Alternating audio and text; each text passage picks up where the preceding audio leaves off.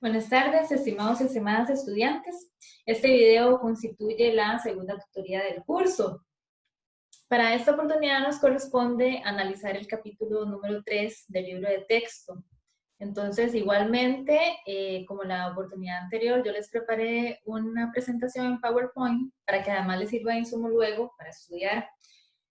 Así que se las voy a mostrar a continuación y vamos a hacer como la misma dinámica, ¿verdad? Que según la diapositiva yo les voy exponiendo y presentando el capítulo correspondiente. Ahora, hay algunas que son un poquito extensas, yo lo hice así con la finalidad de que ustedes pudieran luego usarlo como tipo resumen también, ¿no? De este capítulo. Entonces, voy a proceder a mostrar la pantalla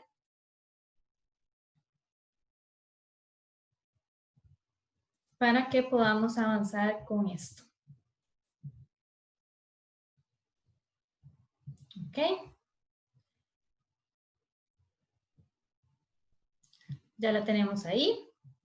Segunda tutoría, entonces nos corresponde, como les decía, el capítulo número 3. Este tiene por título Las recetas neoliberales ante la inseguridad humana y el delito.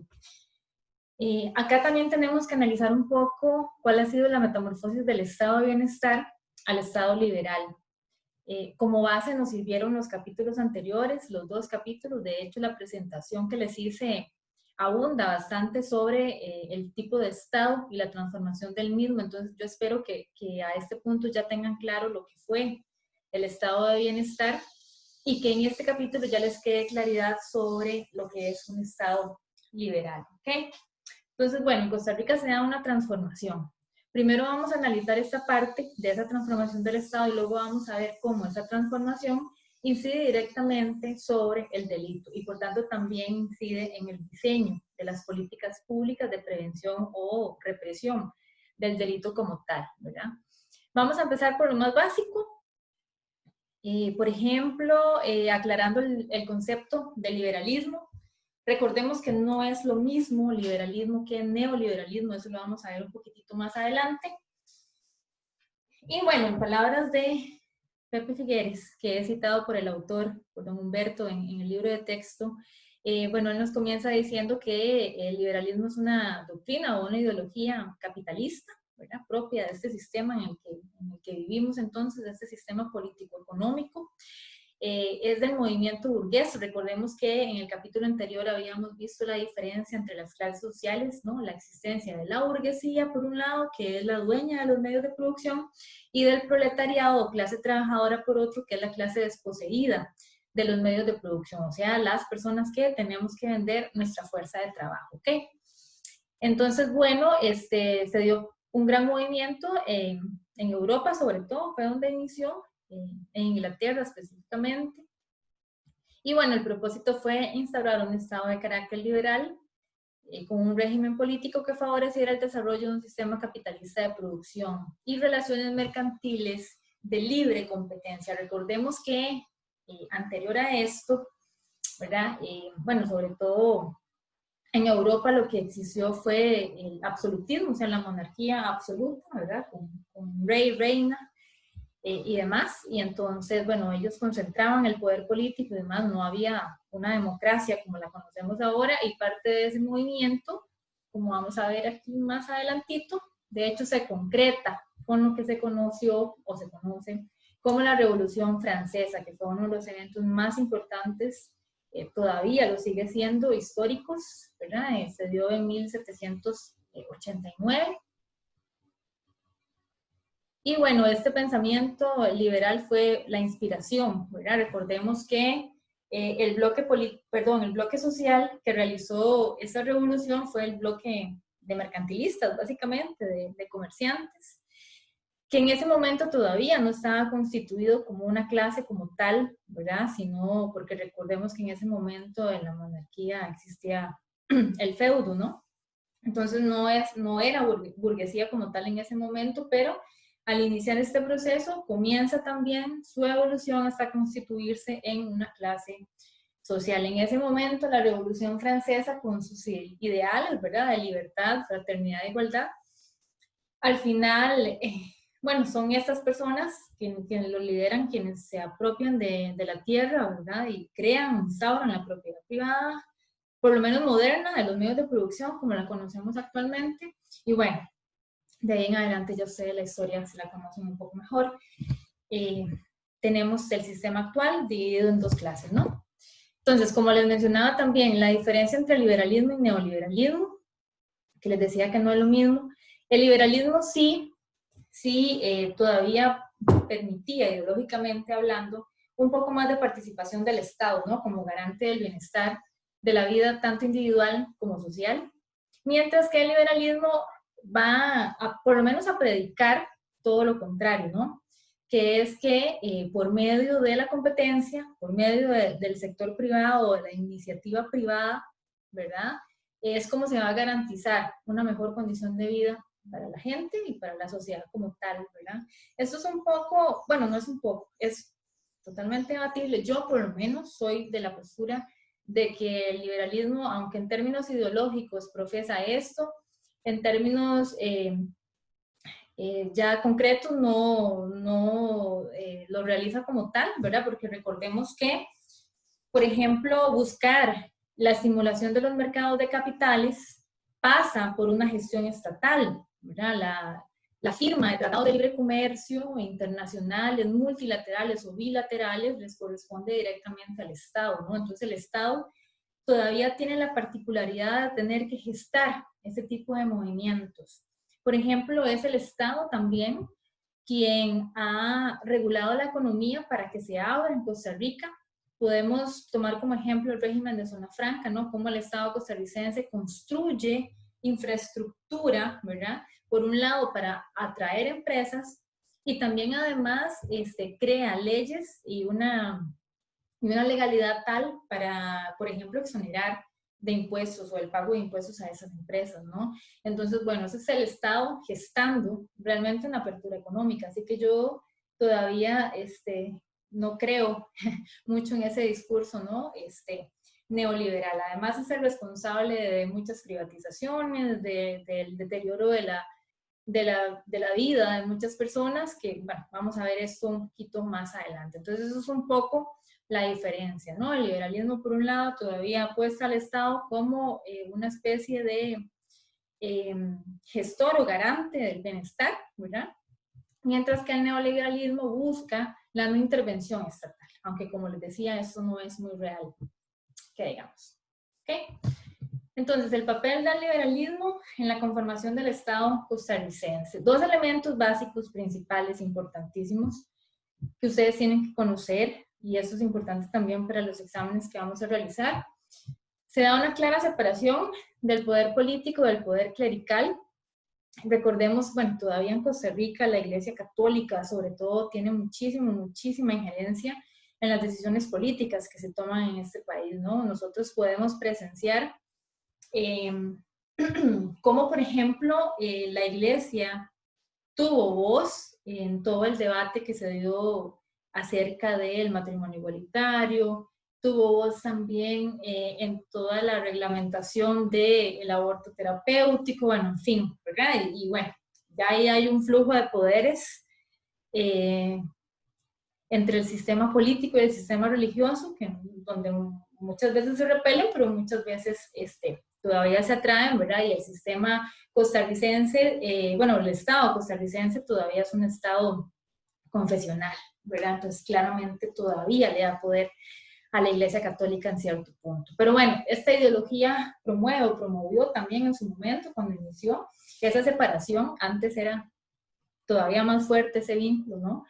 Y eso se alejó un poco. Luego, el abandono de la coerción directa por el uso de un sistema más elaborado, ¿verdad? Recordemos que hay miles de formas de reprimir, y de controlar, de ejercer poder, hay muchas formas, ¿no? Recordemos que no solamente está el poder coercitivo, o sea, no se trata únicamente de que si alguien hace algo malo le echo a la policía, o entonces en países donde hay ejército, convoco al ejército, y demás, ¿verdad? También hay políticas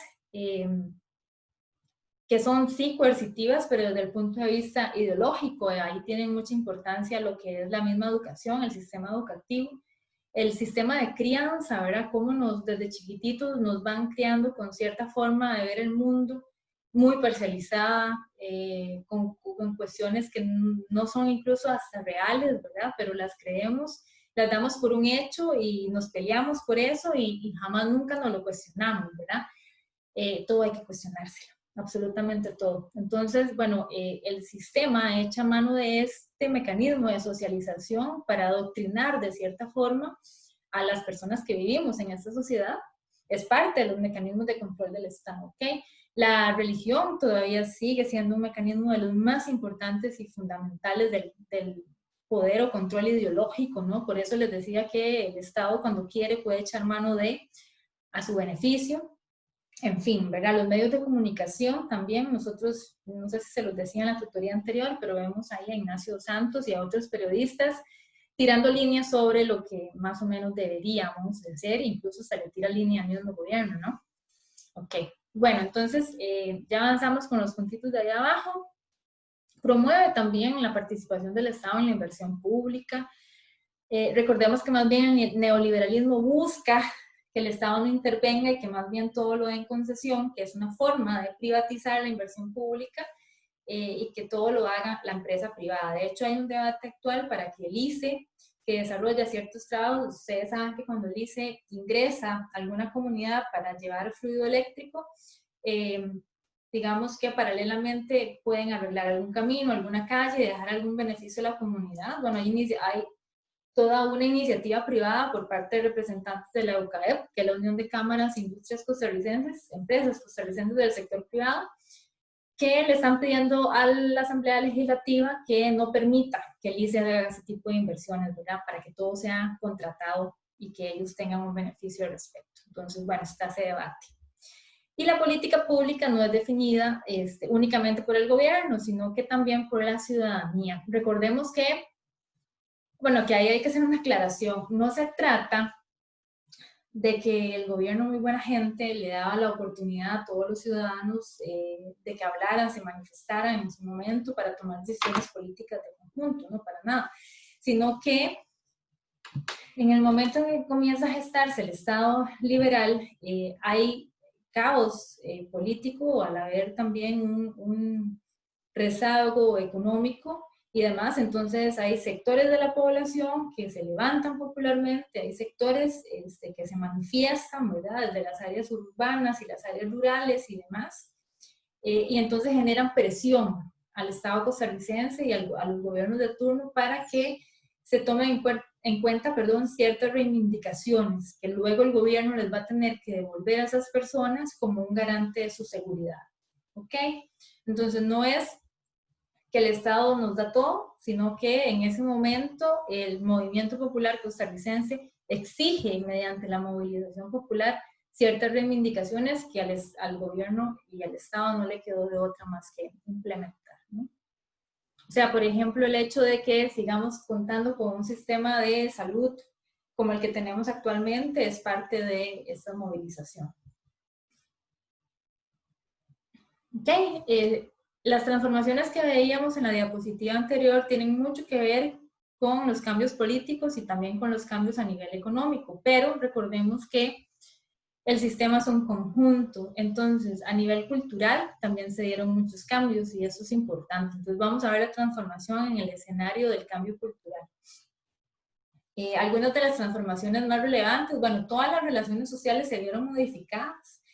Recordemos que las relaciones sociales son las que se establecen entre grupos sociales, ¿verdad? Por ejemplo, dentro de la familia, dentro del grupo de amigos, dentro del grupo de la iglesia, dentro del grupo del colegio, etcétera, etcétera. Entonces, toda esa forma de interactuar con el otro se ve modificada.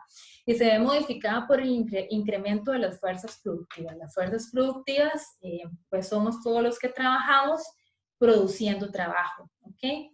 Modificando la naturaleza, modificando el entorno y demás. Y las relaciones de producción también cambian. Las relaciones de producción son las que se gestan dentro de la estructura productiva. En la estructura productiva es donde se da todo el intercambio comercial, para que se hagan una idea, ¿verdad? No es una cosa ni nada de eso, sino que son relaciones como tal. Es donde se vende la mano de obra, la fuerza de trabajo, es donde el mercado de divisas, es donde se da la paga del trabajo asalariado, etcétera, etcétera. O sea, es el modo de producción como tal. De esas relaciones de producción salen las relaciones sociales. O sea, lo que quiero decir con esto es que mucho de la forma en la que nosotros interactuamos está condicionada por la estructura productiva. Les voy a poner un ejemplo para que sea claro para ustedes.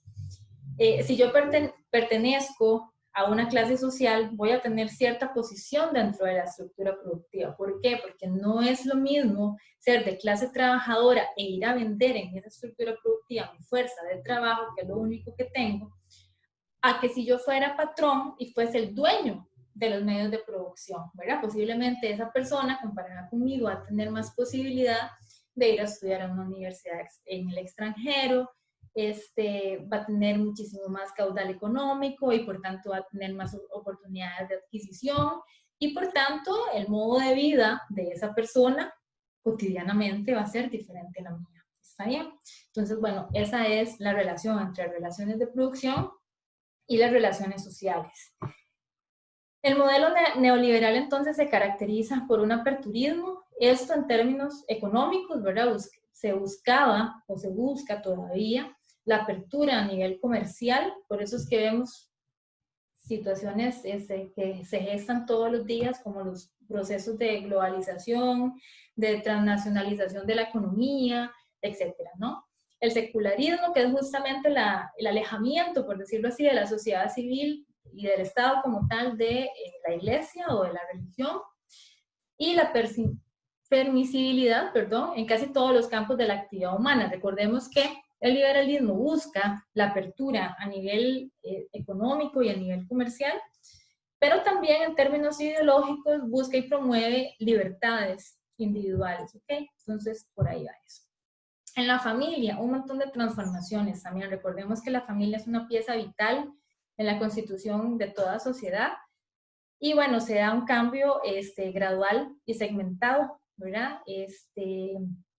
Eso es importante que lo tengan ahí siempre presente, ¿no? Para el examen también. Y bueno, toda esa transformación en la familia que pasó, por ejemplo, vamos a ver, de ser una familia constituida por un matrimonio, ¿verdad? Legítimamente aceptado, no solamente en términos legales, sino ideológicos, o sea, hombre, mujer en su momento, ¿no? Y demás comienza a transformarse. Antes era solamente el hombre quien salía a trabajar o que tenía posibilidad de estudiar. Comienza también a abrirse esa oportunidad para las mujeres y comienza también a abrirse la oportunidad, bueno, no solamente de estudios, sino de trabajar. Entonces, se dieron esas transformaciones y obviamente entonces hay una transformación también en la forma de crianza de los hijos y todo esto. Se da una segregación social. Ahí es cuando se empieza a diferenciar muchísimo en Costa Rica quienes pertenecen a una clase social asalariada y de bajo ingreso y quienes pertenecen a una clase social que es dueña de los medios de producción, ¿no? Se crean barrios muy finos como que todavía, bueno, que tienen mucha historia y que todavía existen, ¿verdad? Como Romos, el barrio Amón, los Yoses y demás, y se crean los barrios del sur. Cristo Rey, Cuba, La Juelita, todo eso. O sea, hay una segregación social y también una segregación espacial, ¿ok? Y eso es importantísimo en el área que a nosotros nos compete y que a ustedes como profesionales les va a corresponder, ¿cierto? Porque todo el tema de la segregación espacial tiene que ver necesariamente con la disminución de ciertas posibilidades y de ciertas oportunidades en ciertos grupos sociales, ¿ok? Por ejemplo, ciertos grupos sociales van a ser más pobres, ciertos grupos sociales van a estar más marginados, ciertos grupos sociales al estar en zonas más vulnerables, entonces van a tener menos acceso al sistema de salud, al de educación, al trabajo, etcétera, y puede que ahí haya muchísimo más delincuencia, ¿ok? Entonces, este tipo de relaciones es importante que ustedes las vayan haciendo. No estamos viendo esto nada más para que ustedes lo sepan, sino que de todo este contexto social y de toda la transformación político-económica y cultural que tuvo Costa Rica, tiene muchísimo que ver con cómo se gestan los procesos criminalísticos y además cómo se gesta el delito, pero además también cómo entonces el Estado tiene que articular políticas públicas que repriman o prevengan esas situaciones, ¿ok? bueno, vamos a seguir con algunas de las características. Voy a poner la presentación más grande. Así queda muchísimo mejor. Más bien disculpen por no haberla hecho así desde el inicio. Pero me pasé. Ok, estamos ahí. Reformas liberales.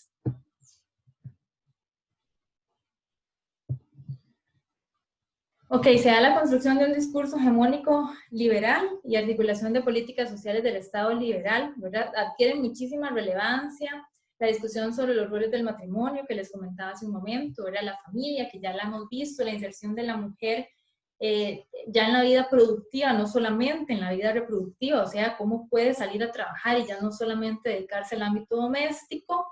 Entonces eso se consideraban, digamos, el orden anterior se consideraba como el principio, ¿verdad?, de la garantía de la estabilidad y demás. Entonces ahora esas transformaciones yo las tengo que solventar como Estado a través de la educación y de buscar la construcción de futuros ciudadanos que yo considere que van a ser los mejores para que a mí como Estado me permita instaurar y desarrollar ese Estado liberal o ese modelo de desarrollo liberal, ¿verdad? Entonces, en ese momento también ser moderno y liberal, ¿verdad?, en buena medida, significaba integrarse o ser parte de una visión de mundo que no necesariamente estaba ligada a la religión. Ya hablamos un poco de esto anteriormente, ¿verdad? Entonces cambian muchísimo los patrones de comportamiento en las personas, se modifican muchísimo, ¿no? Y bueno, hay una especie de recambio de un espacio cultural más conservador, efectivamente, a un espacio muchísimo más liberal o de garantías individuales, o de libertades, perdón, más bien, individuales. Ok, ahora vamos a ver las concepciones sobre política pública social, desarrollo humano, seguridad humana y prevención del delito. Bueno, aquí hay que tener claro algo, ¿cierto? Que lo vimos en los dos capítulos anteriores. El Estado, y por tanto también la política pública, son construcciones sociales. O sea, no son cosas que existen ahí y ya, sino que las articulamos dentro de la misma sociedad, se gestan socialmente hablando. Y hay actores hegemónicos que lideran la construcción de esa política pública, ¿ok? ¿Quiénes serían? Bueno, los tres poderes de la República y sobre todo el poder ejecutivo y el legislativo, ¿sí? El ejecutivo porque puede decretar cosas, ¿no?, plantear proyectos y demás, y el poder legislativo que en última instancia es el que aprueba o deroga leyes, ¿está bien? Entonces todo eso obedece a un montón de factores, ¿cierto?, históricos en el espacio y en el tiempo, y también de carácter objetivo, de carácter subjetivo, etcétera, ¿ok? Bueno, vamos a ver la caótica década de los 80, donde se da una ruptura del Estado social y donde se da el inicio del desarrollo, ya ahora sí, del neoliberalismo en Costa Rica. Vamos a ver algunas de las características, ¿verdad? Bueno, en la década de los 70, recordemos que en la década de los 80 hay una gran crisis internacional y que eso también nos va a afectar, ¿no? Y recordemos que los modelos de desarrollo permanecen un tiempo y luego generalmente se han transformado a otros modelos de desarrollo, ¿verdad? Costa Rica ha tenido el modelo de sustitución de importaciones, el de promoción de las exportaciones. Actualmente, por ejemplo, se basa en un modelo de desarrollo que busca la inversión económica directa, la inversión extranjera directa, por ejemplo, a través de los regímenes de zona franca y demás. Entonces, ya en los años 70 de ese modelo, había una especie de agotamiento, ¿ok? Entonces se va a dar un recambio. Recordemos que Costa Rica siempre, lamentablemente, ha estado caracterizada por una economía que principalmente, primero es agrícola, ¿cierto? Y que tiene que ver con el monocultivo. Y recordemos que los monocultivos, primero de ser muy nocivos ecológicamente hablando, ¿no? Y en términos productivos, pues primero que todo representa simplemente una oferta ante el mercado internacional. Y que por no ser un actor hegemónico en esa palestra internacional, esos precios casi siempre son fijados por los países extranjeros al que le vendemos, ¿cierto? Entonces ahí estamos ante una desventaja.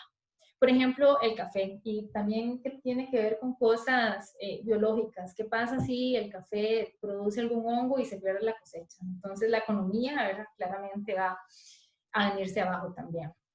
En ese momento también hubo una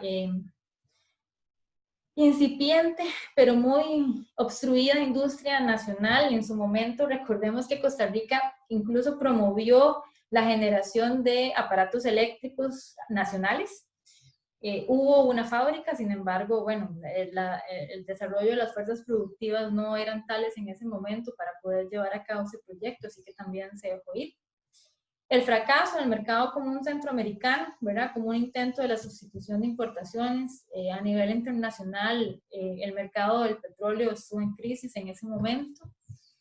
Ese escenario, claramente donde hay un desgaste económico, el escenario desde el punto de vista político también se va a debilitar. Entonces eso tiene una correlación directa con la posibilidad que tiene el gobierno de ejercer gobernabilidad, o sea, su capacidad de gobernar, o sea, qué tanto caso, por decirlo así, le hace la gente, ¿sí? Qué tanta obediencia muestra la sociedad civil en ese sentido. Y también, bueno, en Centroamérica fue una realidad muchísimo más caótica porque hubo conflicto armado y todo eso. Recordemos que en su momento, en los 80s y demás, por ahí ciertas rebeliones y bueno, tenemos al presidente Oscar Arias, ¿verdad?, que más que fijarse en el desarrollo interno del país se preocupó por resolver conflictos que no le competían, pero bueno. Se dio también el involucramiento de la política exterior de Estados Unidos. Eso es una forma lindísima de decirlo, ¿verdad? En realidad no hay ningún involucramiento. En realidad, la política exterior de Estados Unidos es impositiva, no hay nunca carácter de negociación, ¿verdad? América Latina y Centroamérica siempre fue el patio trasero de Estados Unidos y bueno, con esto hay que tener cuidado porque esas relaciones son todo un ajedrez geopolítico, ¿no?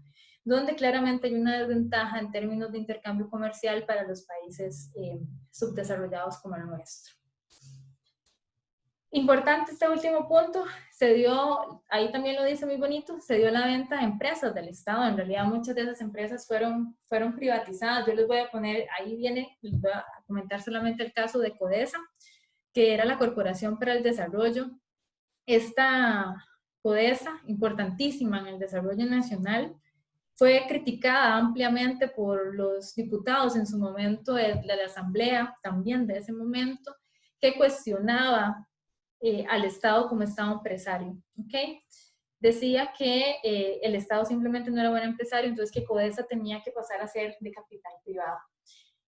Tanto así que se hace una transformación paulatina. En un primer momento pasa CODESA de ser un ente público a ser un ente de capital mixto, donde el 40% era gobernado, por decirlo así, o gestionado por el Estado y el otro 60% por el capital privado, hasta que se convierte en privado completamente y desaparece. Sí, o sea, el sector privado se lo lleva a la quiebra y bueno, desaparece CODESA del mapa. Esa es una de las características de la entrada del neoliberalismo. Ahora,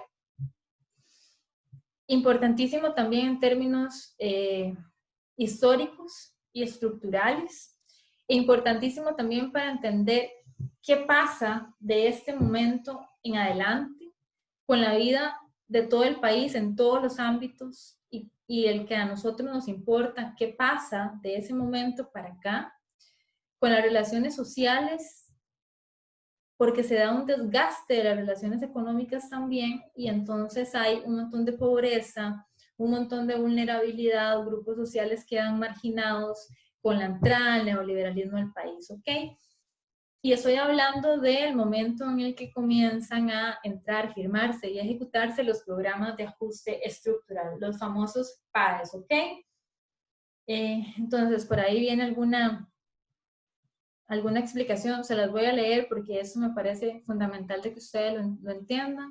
Dice, la participación estatal en la producción de bienes y servicios, así como la regulación de la actividad económica, eso es lo que buscaban los programas de ajuste estructural, ¿verdad? Entonces, algunas otras políticas centrales también en estos PAES La disminución del gasto público, ahí ya vemos que es todo un discurso y además toda una estrategia político-económica que viene a decir que el Estado tiene que hacerse cada vez más pequeño, que no podemos tener un Estado amplio, que tenemos que hacer recorte. Entonces, pasa lo que pasó anteriormente con Codesa, ¿verdad? Que hay cierres de empresas, hay despido de personas, hay reducción del aparato estatal.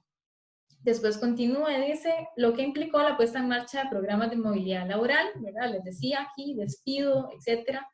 Reducción, buscaban también del gasto en el desarrollo social. Esto es terrible desde cualquier punto de vista, porque incluso la solicitud del Fondo Monetario Internacional, que fue una de las instancias que promovió el desarrollo de los programas, desarrollo e imposición en América Latina, ¿no? De los programas de ajuste estructural, lo que decía era que el Estado tenía que invertir muchísimo menos en educación, muchísimo menos en salud, que claramente esto va a desgastar las condiciones de vida de un montón de la población, de sectores muy amplios de la población, sobre todo a los menos favorecidos económicamente, ¿verdad? Que somos los trabajadores asalariados y los sectores populares.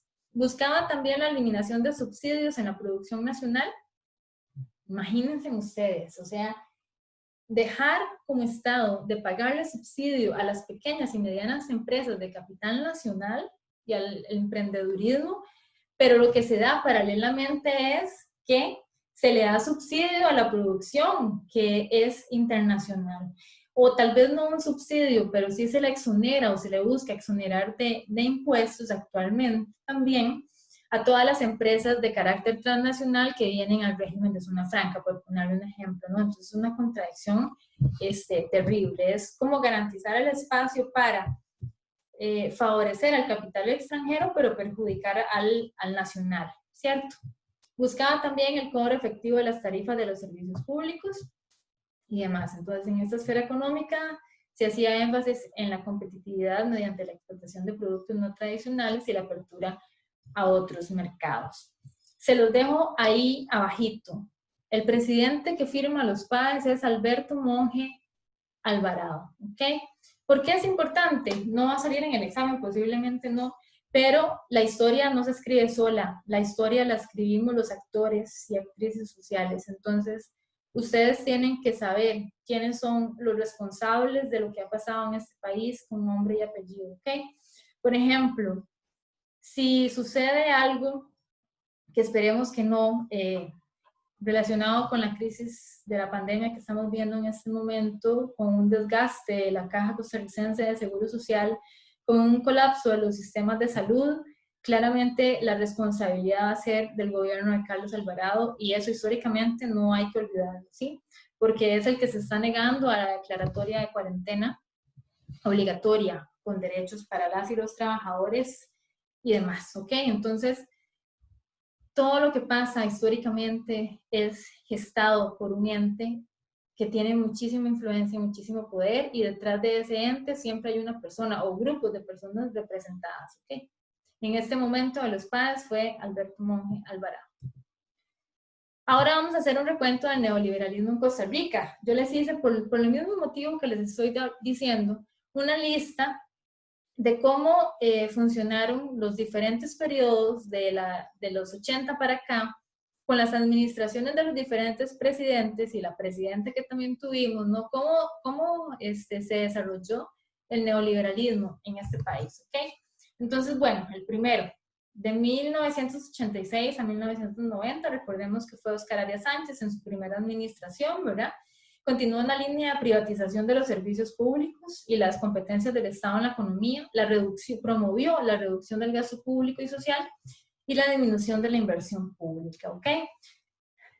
Después de él estuvo el presidente Calderón Fournier, no hizo ninguna diferencia en la receta neoliberal, ¿verdad?, que sus antecesores. Promovió una política monetarista que la marcaba el resto de la actividad pública, que marcaba el resto de la actividad pública.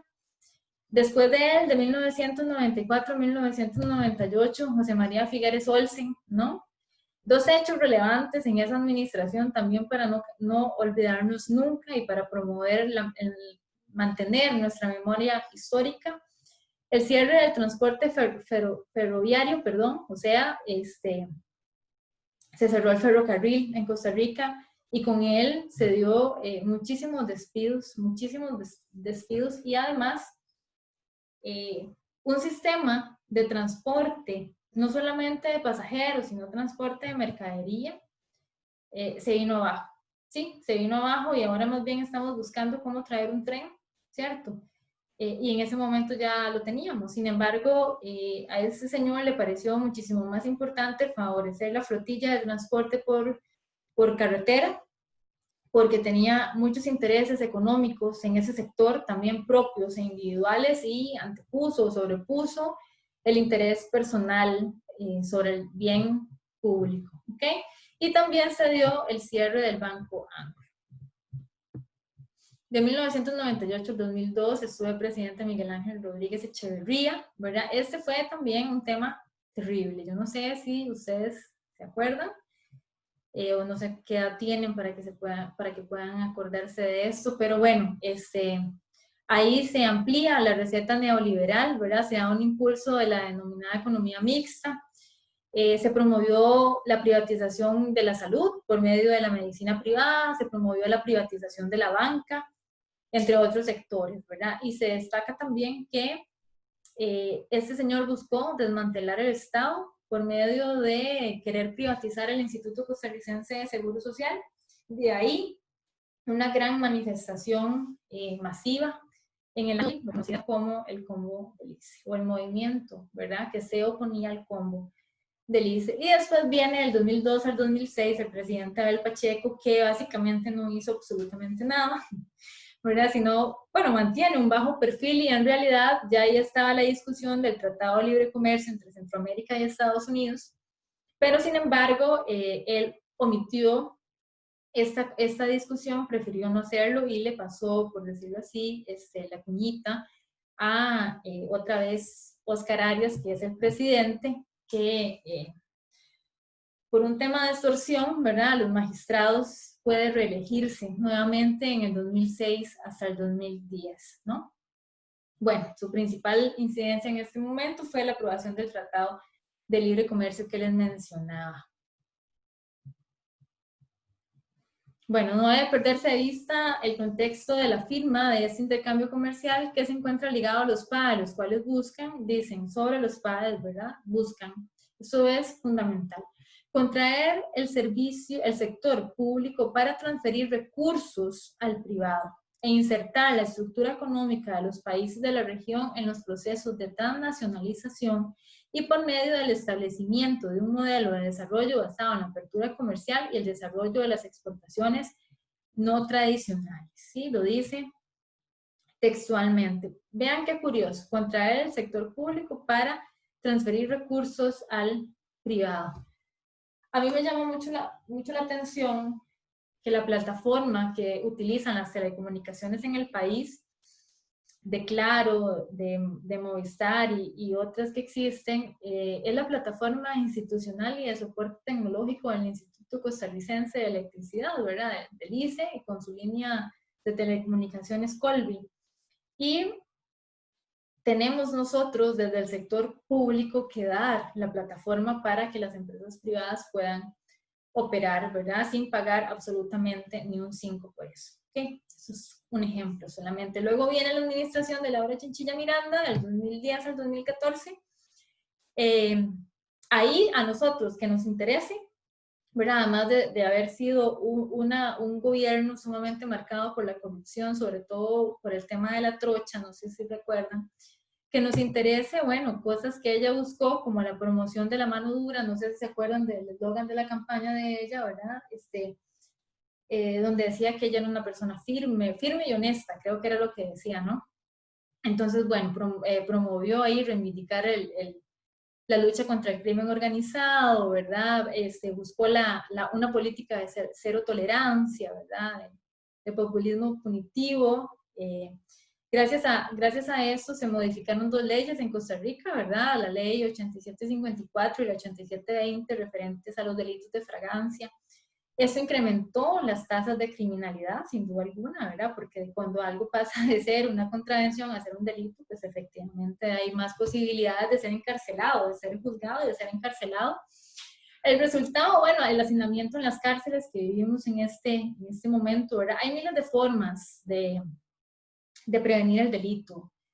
Generalmente, como yo les dije en la oportunidad anterior, las cárceles no son un mecanismo para volver a reinsertar a las personas en sociedad. Las cárceles corrompen hasta las entrañas de cualquier persona que vaya a caer ahí. Entonces, no es cierto que todo el mundo debería ir a la cárcel. Habrían otras formas de poder solventar la deuda con la sociedad que se ha tenido, ¿no? Y habrían formas de evitar este tipo de situaciones criminales por medio de mejorar las condiciones de vida de la ciudadanía, ¿no? Hay que hablar en serio. Hay gente que roba porque sí, pero muchísima gente lo hace porque sus condiciones de vida no le posibilitan vivir bien. Sí, entonces eso es un debate. Yo sé que a muchos y a muchas les puede causar esto alguna contradicción, pero hay que cuestionárselo todo. Hay que cuestionárselo todo, ¿sí? Es muy fácil no robar cuando usted lo tiene todo en la vida, ¿cierto? Y cuando sus hijos no están pasando hambre. Entonces, hay que pensarlo, ¿sí? Bueno, entonces como conclusión, definitivamente, bueno, este cambio de modelo fue largo y complejo, fue todo un proceso, ¿verdad? En el ámbito económico no solamente, sino que además presentó una transformación de todas las relaciones de producción y con ella de todas las relaciones sociales, la dinámica política, por ejemplo, de todos y todas los costarricenses. Perdón. Y bueno, sin duda alguna, vamos a ver, aquí me brinqué algo.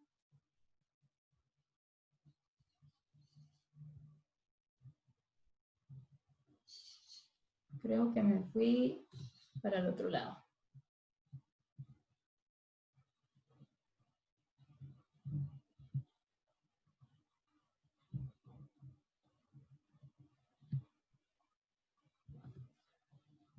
Ya me perdí, regálenme un momento, por favor. Muy bien, voy para atrás. Ok, ya casi vamos a terminar. Ya, listo, disculpe. Vamos entonces con los efectos y limitaciones de esa política neoliberal, social neoliberal y la prevención del delito y la seguridad humana. ¿Ok? Bueno, en este apartado corresponde ocuparnos de caracterizar la política social neoliberal estrictamente, ¿no? Con respecto a la prevención del delito y la seguridad humana. Necesario que quede claro también que, como yo les dije, que el Estado y las políticas públicas eran una construcción social, la concepción del crimen, sus diferentes modalidades también es un fenómeno social, ¿sí? Y por tanto también tiene que ver con las relaciones sociales y la forma en la que vivimos en Costa Rica, ¿verdad? Para ir repasando nomás, ya lo hemos hablado, eh, algunos efectos, ¿verdad? De las políticas públicas fue la segregación social a partir del siglo XIX, lo que les comentaba de que se hace una división social y cultural en Costa Rica, unos establecidos en barrios ricos, otros en barrios pobres, donde claramente esa diferencia de clase va a traer consecuencias en la vida y en la ejecución del delito. El aumento de la población urbana, ¿verdad? Recordemos que hubo muchísima migración del campo o de la ruralidad hacia la ciudad y bueno, eso ha creado hacinamiento también, ¿no? Ha creado muchísima densidad de personas y eso también promueve el delito. La implementación de un modelo político, social y económico que desató el desmantelamiento del Estado, lo que vimos antes por medio de el pequeño resumen que yo les hice de todos los presidentes y la presidenta que hemos tenido de los 80 para acá, ¿no? Más o menos desde el 86, que fue donde entraron más fuertemente los padres, a pesar de que el primero entró en el 81 y comenzó a ejecutarse en el 82. ¿Okay? Entonces pasa el Estado costarricense de ser un Estado social de derecho, un Estado de bienestar, a un Estado necesario o un Estado empresario, como se buscó en algún momento, y posteriormente a un Estado liberal que tenía como funcionalidad la acumulación de capital. Y esa acumulación de capital no para luego socializarlo entre toda su población, ¿verdad? Sino una acumulación de capital que sigue privilegiando a ciertas clases y ciertos estratos sociales. Okay, la política social neoliberal, entonces algunos alcances y limitaciones. Bueno, creo que ya eso lo vimos un poquitito. Dice el modelo neoliberal, la acción e iniciativa social corresponde a la instancia privada regida por la competencia entre oferentes y demandantes desde la racionalidad capitalista de eficiencia y eficacia. De esta forma, toda acción gubernamental que no se rija por la premisa debe ser extirpada o privatizada. Vean la lógica. La lógica neoliberal es de un completo desmantelamiento del aparato estatal. ¿Cierto? Si nosotros hubiésemos sucumbido a los programas de ajuste estructural tal cual estaban planteados, porque también eso hay que ser claros, o sea, si bien hay un deterioro muy grande, hay ciertas cosas que Costa Rica, a diferencia del resto de América Latina, no promovió desde el inicio, como lo fue la privatización del sector salud. O sea, Costa Rica siguió manteniendo ese sistema abierto, ¿verdad? Como una garantía social para toda la población. Siguió manteniendo el ICE, a pesar de que los gobernantes no querían, el pueblo lo defendió. Y ese tipo de cosas nos hacen tener una institucionalidad, disculpen, muy fuerte ahorita todavía, ¿sí? Aunque siguen las presiones por parte de los mismos gobernantes, por parte de la misma Asamblea Legislativa, por parte de los empresarios, ¿verdad? Para que haya un desgaste de esas instituciones. Pero bueno, así de fuerte es. Imagínense ustedes que Costa Rica tuviese en este momento en el que estamos en pandemia un sistema de salud privatizado, ¿sí? La atención no hubiese sido la misma y posiblemente muchísimas más personas estuvieran condenadas a morir por no tener dinero para poder pagarse un hospital privado. Entonces, consecuencias, deterioro de las condiciones de vida de la población asalariada, sobre todo, ¿verdad? En ese momento, pequeños campesinos, ¿verdad? Los fines agrícolas, los pecuarios, artesanos, obreros, pequeños comerciantes y demás. Bueno, hay un deterioro, incluyendo los funcionarios públicos, ¿cierto? El reto, entonces, bueno, para el Estado y para el gobierno, porque recordemos que cuando hay un deterioro de la calidad de vida, es más posible que las personas vayan a cometer un delito, ¿sí? Por la misma necesidad, ¿cierto? Cuando hay deterioro social hay más posibilidad de desorden, hay más posibilidad de caos y por tanto hay más posibilidad de criminalización. Entonces, buscó, el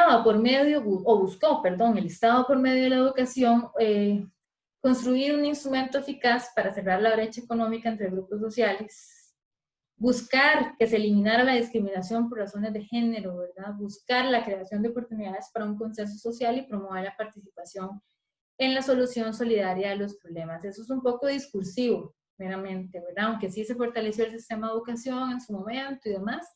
Y ahí es donde entra todo este tema de la movilidad social, de cómo, por ejemplo, gracias a un sistema de universidades públicas, que por cierto, ahorita están tratando de desmantelar también, no sé si se dieron cuenta del recorte de los 65.000 millones que le van a quitar a la Universidad de Costa Rica. También están buscando que se deterioren, ¿verdad? Pero gracias a eso en su momento nos ha permitido, por ejemplo, a personas que somos hijas o hijos de padres que no tuvieron la oportunidad de ir a la universidad, como nosotros ya hemos podido sacar un título y por tanto tener un trabajo con unas condiciones un poquitito mejores y por tanto garantizar una vida un poquito más estable. ¿Okay? Y esas cosas se dan en Costa Rica.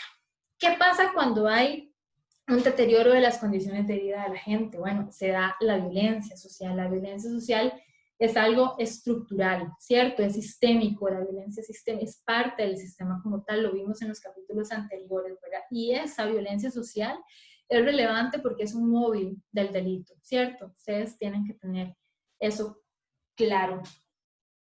Se demostró que repercute directamente en un incremento de denuncia y por tanto de encarcelamiento por robo respecto a delitos, ¿sí?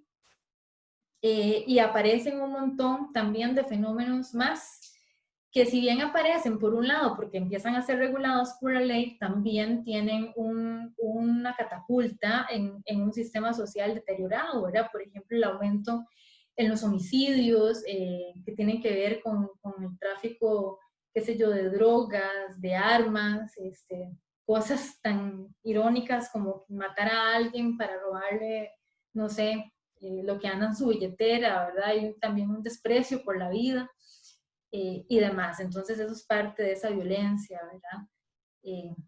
para que lo tengan ahí presente. Les sirve para la tarea también este punto, para quienes todavía no lo han iniciado. Bueno, y de toda violencia social, efectivamente, también nos tiene que llevar esto a un concepto, a una categoría, que es el de la violencia política, ¿verdad? Esa es la que tiene que ver o se caracteriza por las relaciones entre los gobernantes y los gobernados, pero con una diferencia de fondo, claramente, ¿verdad? Ellos tienen el poder de decisión, nosotros simplemente el de acatar las órdenes y los mandatos. Generalmente la clase política en el poder es la clase dominante, o sea, la clase burguesa, que está integrada por una sociedad oficial a cargo de instrumentos de dominación del Estado. Esos instrumentos de dominación, recordemos que es el mismo aparato estatal, ¿verdad? Que echan manos de recursos ideológicos, como hablaba anteriormente, o hegemónicos, como los medios de comunicación, iglesia y demás, ¿verdad? Entonces, esa clase es la que está ahí. Y obviamente esa clase es diferente a la clase asalariada. Y entre las dos clases siempre van a haber disputas y siempre va a haber tensión y siempre va a haber lucha de clases y por tanto siempre va a haber violencia. Fue algo que vimos también en los capítulos anteriores. Entonces, ¿qué vamos a dejar claro acá? Lo siguiente, y se lo leo literal. Si bien el crimen es de carácter social en sus impactos, en su origen es de carácter político, o sea que es concebido en las propias entrañas del modo de producción económico-social que hoy impera. O sea, el delito tiene que ver necesariamente de forma directa con el modo de producción capitalista y el modelo de desarrollo basado en el neoliberalismo económico. Ok, en tal sentido, bueno, esto se los dejé en realidad un poquito ahí para tipo resumen, ¿verdad? Bueno, ustedes van a poder leerlo ya luego con mayor tranquilidad, ¿verdad? Pero bueno, nada más decirles que en ese sentido, la lógica bélica, ¿verdad? De guerra que trasciende la violencia política para revestirse de una violencia social, ¿verdad?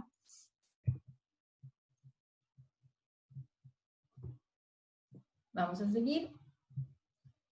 Y las políticas en el tratamiento del crimen. Entonces, ¿cómo se ha tratado políticamente el fenómeno criminológico? Ahí necesariamente y lamentablemente ha tenido que ver con una situación básicamente de muchísimo desgaste, ¿no? Con políticas de seguridad humana que no necesariamente están solventando todas ni respondiendo directamente a realmente esa seguridad que necesitamos. Yo voy a cerrar aquí para ponerles un ejemplo, ¿sí? Voy a dejar de compartir la pantalla y ese ejemplo es lo que está pasando en la actualidad con la crisis pandémica que estamos afrontando, la lógica del aparato estatal y del Estado, cuya responsabilidad es ser el garante, no solamente de la salud, sino de toda la seguridad humana en todos sus ámbitos y de la seguridad ciudadana, también ha sido achacarnos la reproducción de los casos o el incremento de los casos a las personas de forma individual. Sin embargo, a pesar de que sí hay ciertas conductas negligentes por parte de los individuos, también es cierto que no es tan fácil quedarse en casa cuando se tiene que ir a trabajar. Y bueno, esto responde a una necesidad que el gobierno en la actualidad no está cumpliendo, que es ojalá que se decretara una cuarentena de carácter obligatoria con todas las garantías y todo el salario pago a la clase trabajadora para que tuviese la oportunidad de quedarse en casa, ¿verdad?